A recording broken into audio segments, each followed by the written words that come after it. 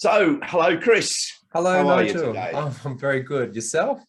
I'm excellent, except I'm a grumpy old man. Um, I started my YouTube channel about 6 months ago, but you've had yours for years. Yes, definitely. I started mine originally like back in 2007-ish, I'm going to guess. And it was just as originally somewhere to put my videos when I did things with the kids. So holidays and like we celebrate Halloween in our family because I'm one of those mad Australians who likes to decorate the house, not just for that, but also for Christmas. And so for many a year, I just did random videos, few videos, one video, didn't really matter. And then eventually I thought to myself, you know what, I think, I enjoyed the Now You Know guys, Zach and Jesse. And I thought to myself, there's not a lot of Australian content about the same stuff. And we always get it from a very American perspective. And so I thought, we need an Australian centric view here. And we don't always have the same benefits and opportunities that they have. And I thought, yeah, we need to say something about what's happening in Australia. And my focus has always been, and my passion's always been on technology, also on electric vehicles and also renewables. And so I thought, oh, I'll just do my own version. So You're doing a very good version. Thank you. They can find you at Chris Vanderstock on YouTube. Yep. Links up here. Yeah. And I'm just a grumpy old man with an EV. So similar to yourself, I was looking at all these other people's YouTubes and going, yeah, but they're very American centric, or they're Eastern states. I know you're in the Eastern states, and there's very little coverage over here in WA. So I thought, well, I'm going to start up something more as an education tool for people that haven't got an EV or are thinking about EV, renewables, and so on. Yep. So I've been covering, because I own a Tesla, a lot of Tesla stuff, and now BYD, because they're coming into Australia eventually after the bit of a delay. Just a video on that, being a grumpy old man. Good on you. Yeah, a bit disappointing, that, isn't it? Like, very disappointing. A few months to half a year potentially. Is that about right? Well, they say 6 to 8 weeks, but I'm expecting more 8 weeks, which basically takes it out to September. Yeah. Now, the BYD Atto 3 was ordered, well, earlier on in the year, I think. I can't remember exactly when the order books opened. Yeah. But it was only a couple of weeks ago that the Model Y order books opened, and I ordered one. Yeah. And that's coming before the Atto 3, by the look of it. Yeah. And over here in Perth, we're in WA, which stands for wait a while. So the EV director said that they're going to start test drives in Sydney in 6 to 8 weeks' time. Oh, really? And then it go around all the capital cities. So WA will be last. Okay. So I'm not expecting a test drive till September or end of September. Yeah, doesn't help, does it? No. And when you look at the quarterly deliveries for Tesla, you've got July, August, September. They're probably going to be rushing quite a few Model Ys over. They will to get in for the end of the quarter. Yes, as per usual. Hopeful I might get my Model Y then. Yes. Yeah. Well, remind me, you ordered the Performance, yeah? No. I've ordered the rear-wheel drive standard range, blue with a nice white interior. You've ordered the rear-wheel drive as well. Exactly, white on white. And when I ordered it, I was in Spain. And, I fell asleep just before the books opened because we was hours behind. Yeah. And I woke up after they'd been opened a few hours. So when I got my order in, I fell asleep, woke up 4 hours later. It said November 22 to February 23 delivery. And I thought, well, bugger it. Yeah. But then it's not bad, really. A couple of weeks later, when I get home, I check on my order status and it now says August to November 2022. Fantastic. So ever hopeful. You the color choice, I reckon, bumped up the chain, right? Up the line. Yeah, I reckon. I've heard of people being able to actually modify the order somewhat without affecting the place in the queue, and doing so might mean that you get it sooner than later, just the way that they work. I think the performance models are being delayed a bit. Oh, really? Yeah, there's been in Berlin. Oh, yeah. They've delayed the performance deliveries because of the motors have got a fault on them or something. Well, ever hopeful. Yeah. Yeah. Well, we can all be hopeful, right? Yeah. And talking of Tesla, I mean, their vehicle production figures were only released a few hours ago. Surprisingly, they were quite good. Yeah, definitely. Agreed. Like 26% year on year in terms of deliveries. Yes, which is quite astounding considering they had Shanghai shut down for about 6 weeks, just easily. Yeah. Plus also COVID restrictions, delivery, supply chain issues, you name it. Difficult environment. That they've done very well. And one statement that really stood out was June 2022 was the highest vehicle production month in Tesla's history. So you multiply that out now by the last 6 months of the year, and if they're keeping growing at 50%, they should sell 1.4 million vehicles from the 900 and whatever thousand it was. Yeah. And that actually looks like it's still on the cards. But even if they don't hit 1.4, they hit 1.2, 1.3 million. Yeah, that's still pretty reasonable growth rate. Definitely, agreed. And a majority are still obviously threes and Ys, which I wish they'd actually break them out. Like I'd like to see the breakdown of S, X, and 3 and Y. Well, the S and X are separate, and 3 and Y are separate. But I want 4. I want 4 lines. If you when they release the figures in China, the CPCA, Chinese Passenger Car Association, actually releases figures a little bit more for the manufacturing of each one. I'm just having a quick look at the CPCA figures. I can't go down. Yeah, because I think definitely Tesla has done very well here, and they unfortunately had a bit of a slow ramp up for both Berlin and Texas, and they're still going for Texas. Actually, they haven't got there yet. So this is, I think, a remarkable figure, and like you say, they're going to easily surpass 1 million. And I believe this year they were supposed to go for 1.5. That was the forecast for 22. Then 23 is going to be 2 million. So well done to them, because it's putting all the other legacy car makers on notice. And it's been also this last week we heard that VW Australia is finally going to bring out the ID4 and the ID5 to Australia in 23. So yes, that would be very popular car here. Very popular.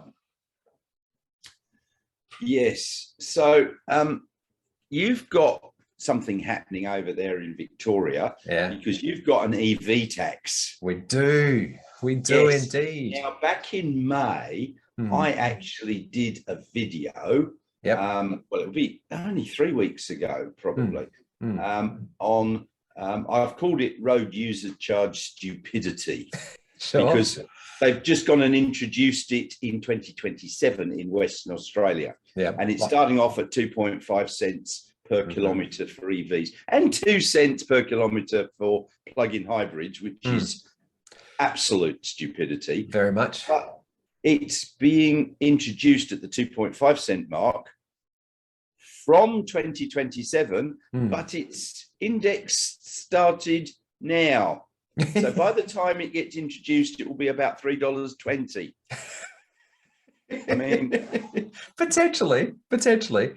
It depends on what the CPI goes up. Yeah, exactly. And I think I've got to do a shout out here to Ashley Hill, one of my Patreon producers. So hi, Ash. I just noted Mark Tipping. He's on Facebook, and we're kind of friends on Facebook. We're not friends in real life, but Facebook friends. And he's doing this awesome middle of Australia trip. He's doing this big loop And Yes. so far he's amassed 10,000 plus kilometers. And he noted his cost for actually doing that journey. He's got obviously a Model S, so he actually gets free lifetime supercharging with his car, but nonetheless, he's had to fill up in other places. And his total bill was only a few $100s for 10,000 kilometers. You know, I know. like it's amazing. It's just amazing. And this is a lovely thing about EVs, right? Obviously, you've got the health benefits, but also they're way cheaper to run. And so I just cheekily just replied to him, hey, don't forget, because he's Victorian, you got to add to that bill actually about $200. And then Ashley goes, so will this increase? Like this was June 30th happened, okay? With this increase, there's going to be more. And then I got thinking, I was like, well, hang on. First up, in the legislation, there is nothing around how they're going to manage this transition. They talk about actually increasing it. There's an equation in there that they break down how they actually work out what the increase is going to be. So it's only gone up by 0.01%, I think it is. So it's 2.6 cents, so 0.1%, excuse me. It's gone up 2.6 cents, okay? And there's no way for them to actually, this is Vic Roads, to administrate that change in price. And my rego is due on December 30. And so from now through July 1 through December 30, I'm going to be charged that new rate. But they haven't asked me or the 8,000 other electric vehicle and plug-in hybrid vehicle owners in Victoria, hey, how many kilometers have you done to June 30? They haven't asked them this. And Yes. that they can't actually retrospectively, well, they could actually do a bill in Parliament and say, okay, we need to put this measure in to actually accommodate for this CPI increase that we're going to be doing. And I could then say legitimately to Vic Roads, hi Vic Roads, okay, I did, let's say 15,000 kilometers in the year of my registration. And they'll say, well, how many did you do from July 1 to December 30? And I'll say 1 kilometer. I did 1 kilometer. And some people in the forums have been like, Chris, get over it. You're just so up here and just triggered and over the top about this. And I'm like, but understand that this $10 for the average consumer like me, for most people who do the 10 to 15,000 kilometers per year, that's $10, right? But that extrapolate that over 8,000 plus people, plus the many more thousands who are going to get the Model Y this year and the BYDs this year, maybe. That's going to be at least $80,000 to $100,000 extra to the Victorian coffers for a tax that shouldn't even exist. It's a tax that penalizes people from getting into electric vehicles. It penalizes the environment because going to electric decarbonizes. You can actually, right now, I'm filling up my car with solar. It's a great day. It's a winter day in Melbourne. It's cold. It's very cold, Nigel. And it's running about 2.8 kilowatts. So I've got my lovely new Zappi charger installed, not an advert, and it's filling my car up for free. And this is the awesome thing about electric vehicles is that, one, we can actually help the environment. We can improve the air that we all breathe. And this dumb, stupid tax is so flawed from an administrative perspective. It's flawed in terms of it discourages people from going to electric. And it's flawed in that people just would be like, well, why would I want to go to electric if I've got to pay that tax? And especially it's even worse for people who have plug-in hybrid vehicles because they're paying petrol tax, right? And as well as, all the other taxes we pay. And it's it's bad, just bad policy. Absolute stupidity. I mean, the WA government have introduced this tax from 2027, but they're going to be spending hundreds of thousands of dollars investigating how they can implement it. Yeah, well, that's the question, is that how do you implement a fair and just tax? Because after all, at the end of the day, we have taxes for a reason. We have them to support society. And they're both a carrot and a stick. They're a whip and a reward. And a good idea or a good thing that we can say is a whip here is like tobacco tax or alcohol tax. If you smoke, to discourage people from smoking, they whack on taxes to make it really unaffordable to make people to discourage people from smoking. And sometimes people will say to me, Chris, you got to pay, you don't pay your fuel excise. You don't pay your road taxes. And I'm like, actually, no. First up, fuel excise hasn't paid for roads since the 1950s. It's always just gone into general revenue. Exactly right. And the Victorian, absolutely. And the Victorian tax is identical. It actually goes to central revenue. So Tim Pallas, when he premised this, he actually said, oh, this is going to be for electric vehicles and for electric vehicle charging. And we're going to help encourage people into EVs with this tax. And the reality is, and Victoria's admitted this, is that no, it actually just goes to central revenue. And it's actually in the legislation. You can read it however you want to. I can understand the federal government wanting to replenish its losses of the fuel excise over the next 10 years as things move over to the EV status. But state governments to do it is going to be fraught with problems, because you're registered in Victoria, I'm registered in Western Australia. Now, if I do a round Australia trip, I'm going to be paying Western Australian government for damaging the roads over in Victoria, New South Wales, and so on as I go around. This is it. This is very much it.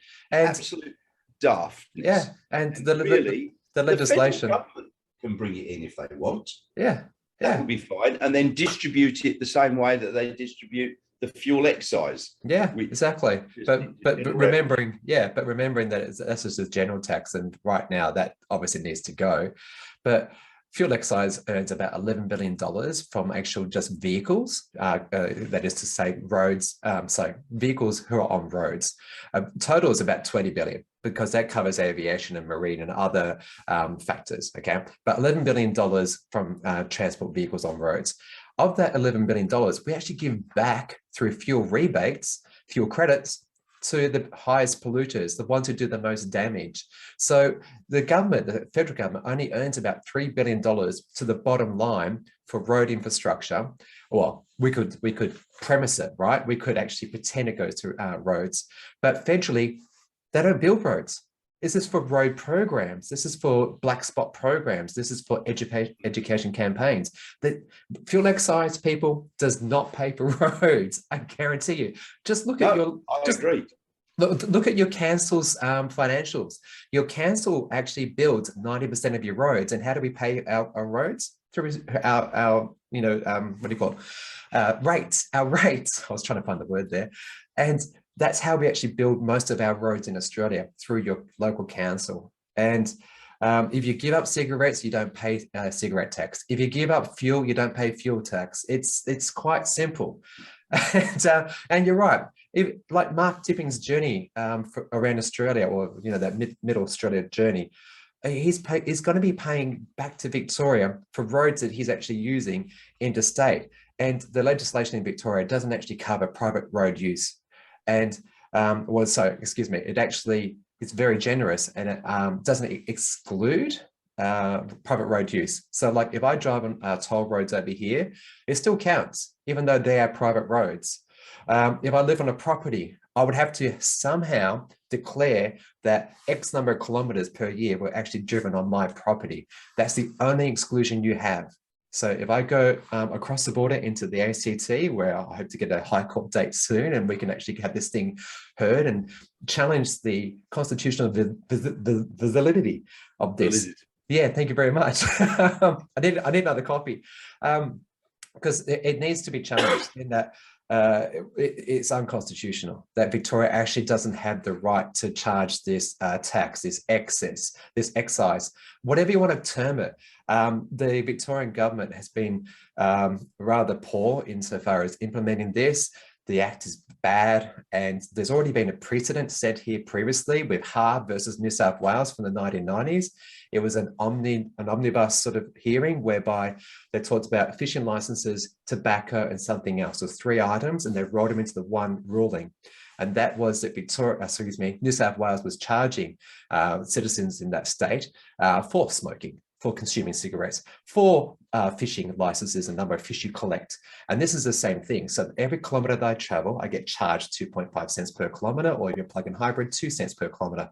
It's now gone up. 2.6 cents now. 2.6 cents. It's gone up. Thank you. It's gone up. And this is it. This is a consumption charge, a consumption tax, a consumption excise, call it what you will. There's already been a precedent set here, and we're very confident, we're absolutely confident that this will get squashed and turned over, and we'll all get our money back. Yay. Well, that would be nice. So, Yes. just to clarify, you've got a high court action along with somebody else. Yes, Kath. To take the Victorian government to court to have this stupid tax Yes, well said. got rid of. Yes, absolutely. Refunds given. Absolutely. And, you know, I think all Australians need to pay attention to this, because you think it's not going to happen to you. Again, it will. It will. Yeah. Look, in WA, they kept saying, no, we're not going to do that. No, we're not going to do that. Yep. And then what happens with the budget? Oh, we're going to bring in this stupid EV tax. Yes, absolutely. And Queenslanders, I've been talking to somebody in Queensland, and he says, well, they're not going to do it here. And I go, that's what WA said. Yeah. Wait, it will happen. It will happen, exactly. And look, one of the things that, you know, perhaps people could know about is that all the states of Australia, including Tasmania, including South Australia and Queensland, they have all actually, they're supporting Victoria as defenders in this case. That is to say that they too are quietly saying, yes, we want to be able to introduce our own stupid tax. And this is the thing, even though recently South Australia abolished this tax, they could still bring it back in the future. And we need to create great policy around electric vehicle adoption and help to take out that 20% component of our CO2 output comes from vehicles. And if we actually go electric, and as our grid gets more renewably rich and green, we actually are going to improve not only the air that we all breathe and improve our health, but also it's going to help the environment. And you think about the fossil fuel industry that we support in Australia, like this last financial year, we're given direct funding of $4.5 billion. Okay, so let's just rewind back to the $3 billion that the federal government keeps for black spot programs and education. They're giving away potentially all that money to the fossil fuel industry, who pollute us. It's absolute lunacy that they keep refunding these polluters the money, and then the non-polluters like you and me have to pay extra. It's a health tax. It is, and it's clean air tax. Beyond a shadow of a doubt that you can save so many lives driving an EV instead of driving a petrol or diesel car. Yeah, absolutely. They go on about, you know, in Australia, well, certainly in Western Australia, we've got about 160 odd deaths due to traffic accidents. Oh, you've got to slow down, stop the speeding, have fewer accidents. Yeah, but if you just all drove EVs, you'd save more than that in lives from pollution. Absolutely. Per year. Per year, there's attributed to pollution from vehicles, more than 3,000 people die per year. And that's in Australia. And that's just from lung disease, heart disease, brain disease. These are the three known things that are caused by PM 2.5 and that fine particulate matter that comes out of exhaust pipes and into our body. And it does micro damage in the body, and it has a real effect on those who are most vulnerable. And if we actually went electric, we would eliminate potentially 3,000 deaths per year. And just think about the healthcare costs of actually helping to save these people. It's just mind-blowing that we've got government policy trying to pretend that, oh, we need to make up for fuel excise, and we're not going to be able to support roads. And it's like, oh, for goodness sake, you know, we spend more than $60 billion per year on roads, of which your councils are doing 90% of their heavy lifting. So if you pay GST, income tax, any tax, you know, in Australia, goodness, people who don't even drive, who use public transport, they pay for roads, even though they don't drive. And this is the argument that I constantly have with people in forums. It's like that there's this misbelief that people just don't understand that, no, we all pay for roads, and you don't have to fill up at the pump to actually pay for them. I totally agree. It is stupid. Now, you've been fundraising to pay all these lawyers' fees. They don't come cheap, do they? Do not. You should see the bills. Yes. So I don't want to see the bills. So thank you, Nigel. Yes. So yeah, look, we've got a campaign over on Chuff, so I'll leave a link down for it below. Thank you, Nigel. And go to chuffed.org and search for Well, you can just search for me or EV tax. Just look at that EV tax, and you'll find it quite easily. And I mean, I've donated, and I recommend everybody else donates because it's not cheap taking the state government to court in the High Court. Exactly right. No, agreed. And yeah, so thank you so much for that, because we really do need all the support we can get. And again, this is something that's going to affect all Australians. If it's not yet, it will. And just like WA, New South Wales has also got legislation in place to make it happen. When they reach 30% of saturation point with electric vehicles, it will kick in, or by 2027, it will kick in. And so if we could stop this in Victoria, we stop it in the whole of Australia. Well, and this is what we need to do. I'm in favour of supporting it, hence I donated some money. Thank you. And yeah, it's just ridiculous. And I'll try and stick a link here for my summation of it on this stupid Aussie tax. It's just unbelievable that they go and do this sort of stuff, and they're trying to encourage, and then they go, but we're going to tax you. And as you say, it's even on private roads, which are toll roads. We don't have toll roads in WA. Lucky you. Yeah. No, but I know New South Wales and Victoria have got toll roads. And Queensland. You pay. I mean, I was just driving around Europe, and I got stung a heap on tolls. I tried to avoid them, but sometimes you just can't. And you end up, and all of a sudden, I paid about 25 euros. Wow. So $45 in about 5 days, just driving. Yeah. I could not believe it. I come up to a toll, and what? It's just charged me €3.70. What? Yes. Yeah. Agree. And look, in Victoria, it's the same. If you go on Eastlink or what's the other one called here? I forget its names. I wouldn't know. I don't drive there very often. Essentially, if I go from my place, which is northwest of the city, down to the southeast, it's going to cost me more than like $12, and that's one way. Yeah, so, and all that journey, I'm paying also the electric vehicle tax on top of that. Yeah. Why not? We all need to pay our tax. Sure. Yeah, but what tax is the question? Yes. Oh well. Yeah. So I wish you all the best with that venture. Thank you. As I said, if people can help support it, it will help the whole country get rid of it. Yes, absolutely. It needs to drop off the radar of our politicians, because let's face it, if this didn't get a bit of a a bit of a look-see by Tim Pallas, who then sold it on some lies, he actually did. And I can say that he's a politician. He opened his mouth, so he's lying. Exactly. How do you know when a politician's lying? His mouth open. Exactly. Yeah. And the independents who actually helped pass this in the Senate was sold that lie. And the actual reality is that no, it goes to central revenue and a lot of other misinformation in there. Yeah. So all the best for that. Thank you. So we've had a quick chat on the Tesla deliveries, which are pretty reasonable. We talked about your poor EV tax and the fact that it's coming. Now, along with our EV tax in 2027, they have actually in WA started an EV incentive. So you get $3,500 back on the purchase, but only if it costs less than $70,000, I think. Okay, like get your Model Y. So is that the manufacturer price, or is that the actual drive away price? No, it's not the drive away price. It's usually before on roads. Gotcha. All right. Okay, so that's a Model 3. But the Model 3, standard range, rear wheel drive gets in. Yeah, EV6 would get in. Yeah, no, Kia EV6 would, the Kona. If they're all under the 70,000. Yeah.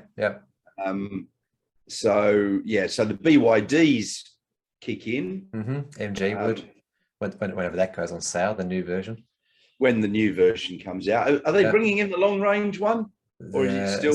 It's coming like Christmas. They promised, and they took down, they put up the page and keep updated, and then it went down again. It's who knows.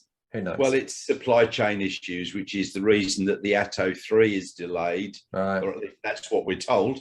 Yeah. So we've got the $3,500 Mm. coming off the cost of under 70. So the Model Y that I've got ordered Doesn't qualify. doesn't qualify. Yeah, same. So I've got the blue color and the white seats. Yeah. That brings it up a bit. Yeah, it's the same over here. So like you, I ordered on day one, and fortunately 4 days later Tesla put the price up, so we missed. Yeah, I got it at the thank goodness price. Yeah, exactly. And also in Victoria, the car is actually more than what the actual rebate is over here. It's $3,000, and I think it's $68,000 from memory. And literally this car was like $125 or $75 more than that. So we just missed out. It was kind of like, oh, come on, Tesla. My MG ZS didn't get the incentive either. And what, wasn't it in when you got yours? No. So we purchased that in December 2020, and that the EV incentive wasn't there, and now it is here. But once again, we miss out. But that's okay. I got my Tesla Powerwall through the solar grant system sort of stuff. Yeah. So yay, that's kind of helping the world. You got something. Yes. I got something, exactly. Jolly good. So what else can we have a chat about? Oh, mate, I don't know. I think this last week the Ioniq 6 is getting a lot of attention. Been watching a few days. Really nice. Exactly. That looks to me very much like a Mercedes S-Class. Agreed. It's got that sort of look about it. Even the VW, the big long VW, I forget what it was called now. Yeah, I don't know which one you're talking about, but okay. Yep. It's not an EV, it was the petrol version. But okay. Got that sort of, long, sleek look about it. Okay. The Hyundai i45, I think, when it came out, had got that Mercedes look. And the Ioniq 6 looks very much like it. Yeah, definitely. So it's a stunning car. And people have been also comparing it to the Tesla Model S. I guess it maybe in person it looks a bit like it. Doesn't to me, but I'm going with the analogy. I can't see it. I can't see it. The rear half is such a Model S. It really is. And I must say, I was super impressed with the Hyundai Ioniq 5 when I had it. There was a stunning car, both inside and out. And a lot of people who saw it in the flesh were like, oh my God, what car is that? And they're looking at the fit and finish, and it was like European level quality build. And just premium material throughout. Features like, integrated blinds into the rear passenger windows. So not only the privacy glass with the tinting, but also shades built into the doors, like you see on some of those more higher end vehicles. They've specced it up very, very nicely. Beautiful. I remember back in the day, Hyundai was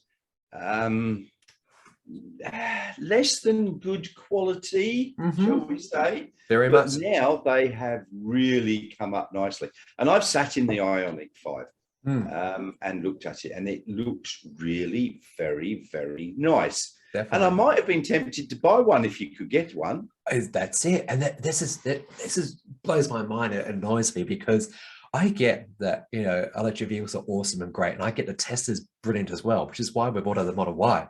But why did I order the Y and not the Ioniq 5? Is because of the Tesla supercharging network, which might get opened up. Who knows when, but it will get opened up. But secondary to that, we've got the destination charges everywhere, it seems. So if I do a road trip and I'm getting low on juice, I've got a lot more places I can charge compared to like my MG ZS. And the same too with the Ioniq 5. Except over here in Western Australia. You got 3 superchargers? Whoa! Oh! Yes. And there's more coming? 2 planned. Fantastic. One's been planned for a long time. 2026. Yeah, 2026 maybe. Yeah.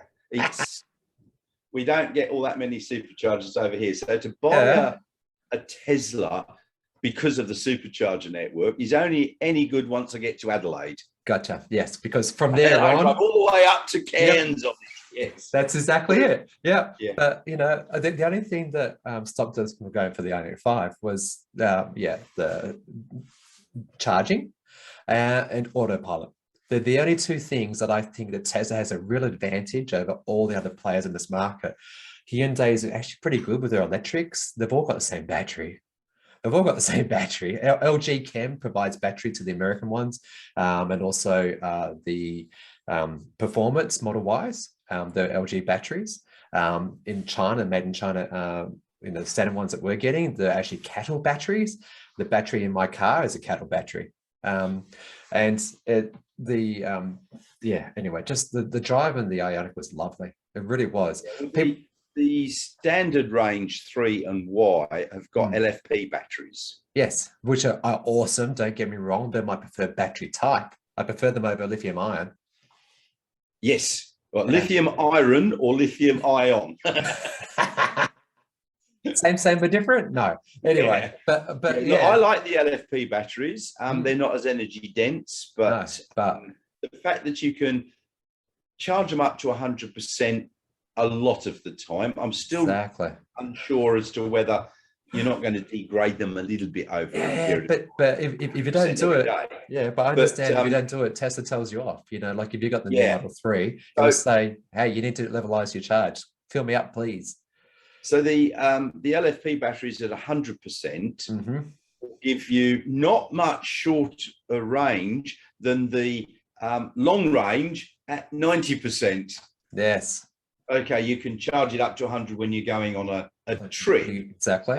But for day to day, I mean, my Model 3 is 2.5 years old. I got it back December, January 19, 20, that sort of time. Yep. So it's got the NCA batteries in, which you can't charge to 100% all the time. You can only charge it to 90%. So my 100% range in that Model 3 is 330 to 350 kilometers. Yep. Whereas the Model 3 that a mate of mine's got, which came from China and has got the LFP batteries, he'd get close to 400. Really? Jeez, that's pretty impressive. Yeah, well, they're now coming with 60, 62 kilowatt batteries in them, LFP. Yeah. So, I'll be able to get more range out of the Model Y with its LFP 60 kilowatt battery than I can out of my Model 3, which is more efficient with its NCA battery technology. There you go. That's because I've only got a 50 kilowatt battery. Yeah. 50 kilowatt hour battery. Yeah, usable, right? That's the agreed consensus that, because Tesla doesn't advertise as battery size anymore. They don't. Yeah, absolutely. I'd be curious to see what the outcome is, because whenever I talk to people about range who don't have electric vehicles, I tell them about, WLTP and what that means, real world range. And I always mention that, look, discount it by at least 20%. If they say you're going to get 455 kilometers, take 20% off that figure, and that's realistically what you're going to be getting. Okay, so you're not disappointed. Because nothing worse. I've always said the WLTP take 20% off, the EPA take 10% off, and then you're going to get real world range. Because I don't know about you, but my right foot gets into spasms sometimes at traffic lights when they turn green.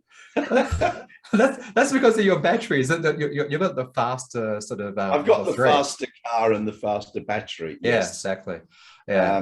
But it's just, after 2.5 years, it still puts a smile on my face every time. Yeah, well, this is it. My MG, when I took the Model Y for a test drive last weekend, I thought that the performance was, it was very good. I wasn't able to get up to 100 k's per hour, but I was close, And my MG, the 0 to 60 time is actually pretty fast. Off the mark, if you put it down and you're in sport mode, it actually gets it going pretty good. But 0 to 62 miles an hour or 100 kilometers no, it's 0 to 60 kilometers per hour. Right, so it's very fast on that spectrum, and then it slows down a bit because it hasn't got a big enough motor.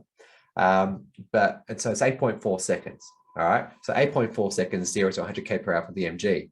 The Model Y definitely felt faster, but not substantially faster. So the 6.9 claim that they have for 0 to 100, I think it will get there on a good day. But nonetheless, I agree that going electric, everyone who jumps into one, especially the ones who have doubts, they're the best ones. I like doing that. Someone will say to me, I can't get an electric vehicle because, well, two things. It doesn't have the range. It's like, what are you talking about? Secondly, it doesn't have the performance. They're slow. And so I get him in my AMG, put it into sport mode, I just go. And they're like this. And that's an entry level car.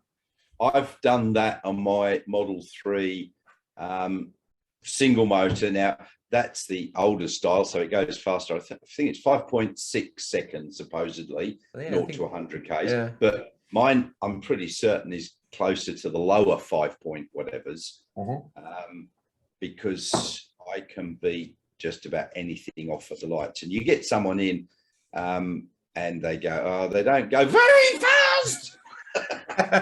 And you stick them in the back of the seat and they go, okay, fine. Yes, they do go fast, don't they? Yes, that's it. And this is the awesome thing about electric vehicles. And actually, I'm kind of a bit scared of the future.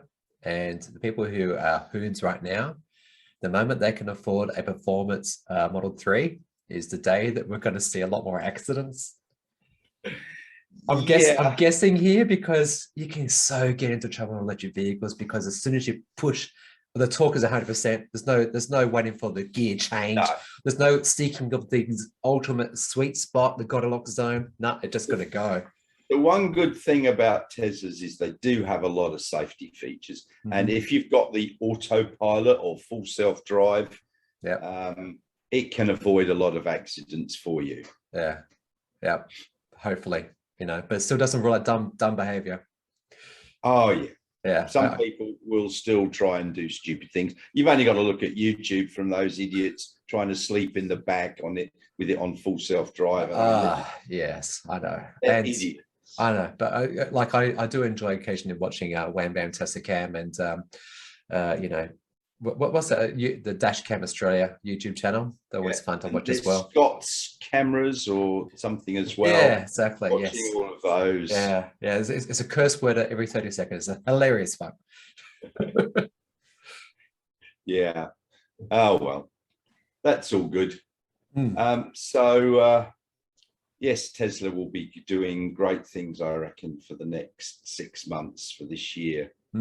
And the sales in China have also been released. And they're all doing pretty well. I've got a graph here. And for June compared to May, Neo increased sales, Xpeng or Xiaopeng increased sales, Li Auto increased sales, Nita, Zeekr, they've all increased sales. I haven't found BYD's CPCA sales figures, but I mean they're opening up new plants left, right, and centre. They are. So yeah, it's been quite good. They've been increasing sales every month this quarter. Yes. It's probably not much different to the previous quarter. I haven't got the quarterly figures in front of me.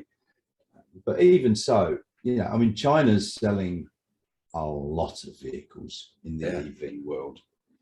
I mean, one thing when I was driving around Europe, in England, wow, Teslas 3s and Ys, left, right, and centre. Yeah. Ioniq 5s all over the place. ID 3s and 4s all over the place. It's just amazing. I know how many EVs are there. Yeah, and this is it. What frustrates me in Australia is that, like, Hyundai's decision to limit the availability of the Ioniq 5 is baffles my brain. They had the competitive advantage of actually getting the car out to market here way sooner than Tesla did. They could have created a waiting list, and taken people's money like Tesla does for delivery in 6 to 12 months. So if you put an order in today for the Model Y, you're going to be waiting potentially up to June next year. And yes, and Hyundai's missed this opportunity. And people who have had the ability to actually jump into the, EV, Ioniq 5, excuse me, or even the EV6, they'll know that they are brilliant cars. They are really well built. And for people who want, the dealership network and support and that warranty, because, Tesla's still got a trashy warranty. Like Tesla, if you're watching, can you improve your warranty, please? 4 years. Yeah. Good. No, exactly. Like, and limited kilometers as well, 150, 160 kilometers, 160,000. It's 80,000 kilometers or 4 years. Yeah, I'm thinking battery. For Yes. the warranty, but the battery is 8 years and 160,000 kilometers. Exactly. Yeah. Yeah. But compare that to like, Kia and Hyundai, like the unlimited 8-year warranties. 7 years for the car and so yes. Yeah. It does baffle my mind sometimes why apparently Hyundai are going to open up the order books for another 10 or 20 in July. This is it. I wanted to do a comparison video, and I'm going to do a comparison video, but I can't get the full detail of the pricing. So I have to probably go back to my Hyundai media rep to get it. Because, if you want to spec it up and sort of compare apples to apples, orange to orange, it's difficult if you can't actually go, well, if I go for the EV6, the Ioniq 5 or the Model Y, at the end of the day, what's the price difference and what am I getting? And you can actually still order a Kia at the moment, an EV6. I don't know what the delivery timeframes on that are, but at least you can order it. Whereas Hyundai's decision is just baffling. It's really maddening. And they then understood, wow, thousands of Australians actually want the Ioniq 5. We too could have what Europe has, sort of. I mean, what UK was 10% of deliveries were electric vehicles last year, and that went up like double year on year, I believe. 20 to 25%, I think, last month. Yeah, and electric vehicles. Exactly. And I can vouch for that. I was there. Yeah. Not a month ago, and the number of EVs that were around was very, very high. Absolutely. Not as high as Norway. No. But well, they're the market leader. Somebody who's got a Tesla who's in Norway at the moment, just going, I don't see an internal combustion engine car. They're all going to be electric. Fantastic. And that's what good EV policy looks like. Not an EV tax. Not an EV tax. Good EV policy. And I'm sure that they'll eventually come around to taxing them some way. Oh, they will. Well, Norway's slowly rolling back its EV incentives. All right. Well, England's just stopped its EV incentives, and they're now putting the money into a charging network, which is sensible. Yeah, definitely. So as long as it's got actually reliability measures in there. Because goodness knows, I've been disappointed many a time by broken chargers over here. Just chargers not even turned on chargers. We have constantly got a list of chargers that are broken, vandalized, not working. Yeah. But they don't get fixed overnight. They'll get fixed in a few months' time. That's it. Months, not just days or weeks, but months. There's been one vandalized near me here. I'll get the actual company off the chat we're having. But there's been out of service because of a broken screen for months. You can still use it by tapping the RFID card. But if you haven't got one of them, you're buggered. So it's very frustrating in Australia. And I actually seen this around the world. Transport Evolved to talk about this, Zach and Jesse, all of them, that the reliability of these charging networks, like Electrify America, constantly actually have got broken machines out there. And we're seeing Tesla's growth here, 26% growth in sales year on year. And that's just the one car company. We've got all these other ones coming out, all these Chinese ones coming out. And we need chargers, and we're behind. I saw a figure just yesterday that Tesla's, delivered about 50% more cars compared to actually 30% growth in superchargers. And it's not matching. There's a mismatch going on. But in England, one thing that appealed to me was you're driving down the motorway and you pull into a motorway stop. Yep. Where you get food and so on. And then next door, there's the petrol station. Yeah. At the food stop, there were frequently 2 or 4 fast DC chargers. And then as I drove out past the petrol station, they had another 4 fast DC chargers. Yeah. And you go, well, that in one stop is 8 fast DC chargers. Yeah. And because they're there, they've got people around, they won't get vandalized so often. And they actually were working. Even I was driving around and had to fill up with that horrible, smelly stuff called petrol Yeah. at a ridiculous price in Europe. Mm-hmm. It was almost $3 a litre in England and over $3.30 in Spain. Yeah, we'll be there soon. We'll be there soon. Yeah. I pulled into this service station in the middle of nowhere in a small country town. It had a 50 kilowatt charger there. Only one. Yeah, but even so.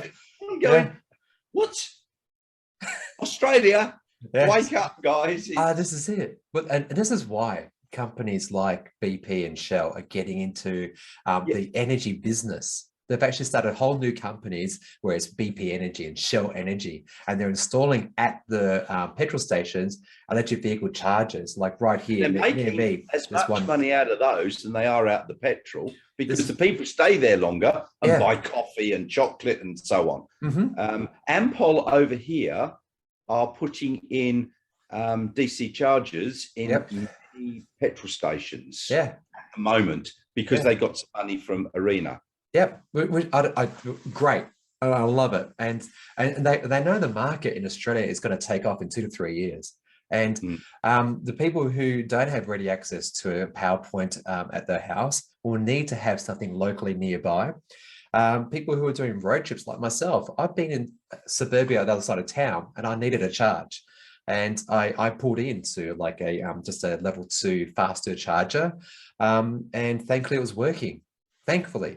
But when I looked at PlugShare before I went to make sure it was going to be working, people said, "Oh, the left one sometimes isn't, you know, good luck. There's always a Tesla parked there." We know that driver, don't we? There's some destination charges at my local shopping centre at Water Gardens, and I swear to goodness, I see the same Model 3 every day. I know who you are. We've got one locally who parks his car. It's the only destination charger for miles. And he'll park there for 4 hours to get a full charge free. Yeah. And he's abusing the system. Yeah. And it's going to result in that charger being removed or one put in that will be chargeable. Yeah. Because he's abusing. And he uses, there's a few around this area too. Within about 20 k's of me, and he's frequently at either one, and he'll be there for 4 hours, and so he'll be trying to fill up. I just wonder if he's an Uber driver. I'm just thinking that same. I agree. But that said, look, unfortunately, there are some people out there who have had the market to themselves for a long time. I've had my local shopping centre one for me for years until now, when it's frequently in use. And as I said, one guy can park there for 4 hours. I think that's just rude. Exactly. There's a ChargeFox 3-phase level 2 charger at another nearby shopping center to me, and I guarantee you he's a Model X. It's white, and he parks there all day. I think he's actually got a business there, if you ask me. And I felt like unplugging him. I really did, because it's a BYO cable solution, and it's like, bro, there's only one here. One side is broken, the A side's broken, B side's usable, and he's always plugged in. And it seems like every time I go there, and I only go there once every week or 2 weeks, he's always there. As the number of EVs increases, the people that will abuse the system is going to increase, and eventually we're going to lose all that free charging. We will. One thing that I noticed in England was the number of chargers that are being installed is rising. You've got a company called GridServe, and in Essex, they built a EV charging, but it's got 350, 250, 150, and 50. Oh, wow. And they've got about 50 or 60 chargers there. It's like a big petrol station. And they've got a shop, and, WH Smith, which is a bookshop. They've got coffee shop. They've got some EVs on display and so on. And it's a thriving business there. Very good. We need to take a leaf out of their book and start putting those in here. Yeah. Even when I was down on the south coast in Kent, there was a car park 100 yards down the road on the beach. And when I went for a walk, I walked past, I'm going, well, they've got some green bays marked and some posts. I went and had a look. 3 posts were going to be, I think they were going to be, 22 kilowatt 3-phase destination chargers. Yeah. And there was another one, but it was a disabled charging bay. Now, that's something that I think that we really need to start thinking about. Definitely. Disabled people are entitled to own an EV and drive it, but how are they going to plug in? Yeah. They need the wide bay to get in and out, move their wheelchair around. Yeah, absolutely. I'm just thinking the Mini Pond supercharger that I've used from time to time, it's all very compact and tight down there, and all the bays actually are not very wheelchair accessible at all. None of the ones in WA are wheelchair accessible that I know of. I've been to Eton. They're all narrow bays. You back in, and you've only got a few inches each side. Then you get out, and you've got to, try and fiddle it to get it in. We've got one at North Perth in Carrinup Shopping Centre, 6 bays. Yeah. But there's no way, if you were a disabled person, you could do anything. Yeah. Just to context for those who know, the Mini Ponds one around the corner, like literally around the corner from it in this downstairs car park, there is some ChargeFox, community charger ones. And you could definitely, if you were disabled, you could park there on the corner spot and probably get in and out of the car quite easily. But then you're not actually getting the benefit of a rapid charge, say. And I was thinking then the Euroa superchargers, beautiful place if you're going on a bit of a country drive up the Hume. They're also got wider bays, and at the left and right spot you can actually park probably if you're disabled, and can get in and out of your car quite easily. But most superchargers I've been to, they're always in a car park somewhere, and there's no provision for actual disabled. They need to have a dedicated EV charging disabled bay. Yeah, it probably should be law actually. Well, yeah, I mean they've supermarkets, shopping centres, they've got to have so many disabled bays. Some of them then put in charging stations there as well, but they should be, if you're going to put in 4 charging stations, one must be a disabled charging station bay. Yeah, exactly. Yeah, no, it's a good idea. That would be very reasonable. Yeah, good idea, Nigel. I support that. Yeah, I second it. Good. Thank you. Motion is moved. Excellent. Okay, so look, I think that's probably enough. I think we've been going for almost an hour, haven't we? Bloody hell. Yes, we have. Goodness me. It's amazing how you can just talk and talk and talk, isn't it? Yeah. All right, cool. So look, it's been great talking to you, Nigel. And before I go, I just want to do another plug. I'll be at the Electric Vehicle Association conference in Canberra, and starts on Friday, the 5th of August through the weekend. Maybe you want to put a link to that down below. I'll be convening a panel on technology, obviously in the electric vehicle space, but there's going to be a great program. So maybe go check out the conference program, and good to see you there. I'll be there.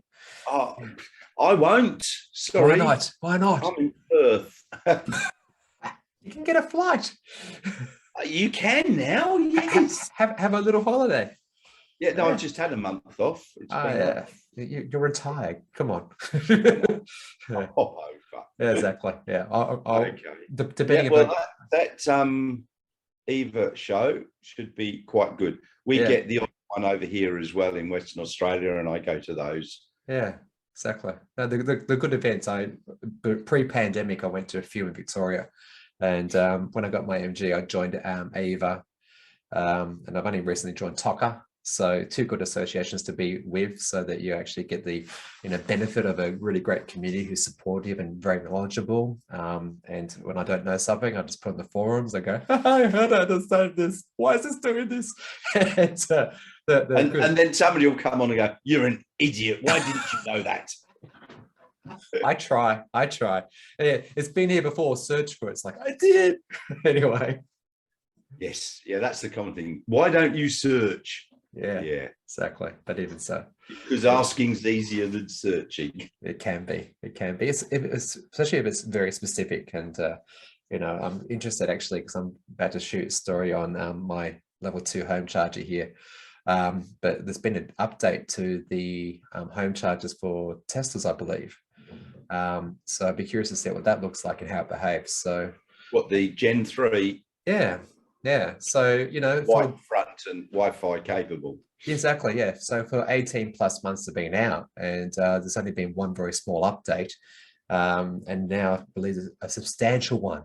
And I'd be curious what it looks like, because when I was thinking about getting my charger for the house, I was like, well, at the time, I wasn't thinking of getting a Tesla at all, and now we are. But the cheapest charger out there is actually, the V3 home charger, compared to all the other brands out there. And I thought to myself, the Tesla one's only $780. Exactly. It's probably one of Australia's cheapest. And I've got the Powerwall, and I've got, I can exploit the benefit of that, but actually no. Have you got a Zappy? We got a Zappy, yes, exactly. But I was thinking about what I should buy, and the wall box, and there's other variations out there, and be fascinated to see actually what this new update looks like. Because before, to me, without a Tesla, the Tesla charger is just a dumb charger. It's no different from a wall box versus all the other ones. But I went for the Zappy because we do have solar and we do have a battery, so I want to exploit them as much as possible. So anyway, that's just thinking out loud. Jolly good. And so are you driving to the Canberra show? I might. Remember, you've got to pay the 2.5 Exactly. This is it. It is. All right. I've got a lot of Qantas points that I have got owing to me. So I might just burn them up and offset it with some, carbon credits, which have junk, supposedly. I think that we all know they're junk. Anyway, I'll see how my time is, because I haven't looked at accommodation options yet. I need to book that. So thanks for reminding me.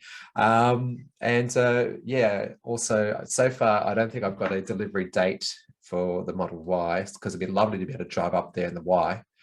You haven't got a VIN yet? No, it just still says August to November. Go to accounts. I'm going to the accounts. I'm just doing them here now.